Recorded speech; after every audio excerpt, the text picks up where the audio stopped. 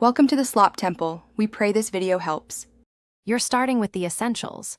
Confirm your WordPress version and that your active theme supports menus. Once logged into the dashboard, open Appearance right arrow menus and create a new menu name.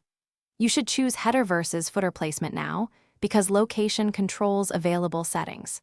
Make sure to add a few sample pages or custom links so you can see structure changes immediately. This first setup avoids backtracking later and gets you into the actual menu builder fast.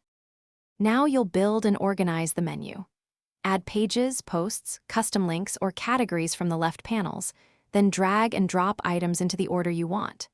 To make drop-downs, drag an item slightly to the right to nest it as a sub-item. This creates the hierarchical structure visitors expect. Once done, assign the menu to a display location provided by your theme, or use the navigation block or a menu widget for sidebars. Save the menu and preview on different devices to confirm behavior. Finish by refining labels, title attributes, and optional CSS classes to control appearance and accessibility. Then preview the site on mobile and desktop. Make sure drop-downs open, links go to correct targets, and spacing looks right. If the menu doesn't appear, make sure the menu is assigned to the correct theme location. Once done, clear any caching plugins and browser cache.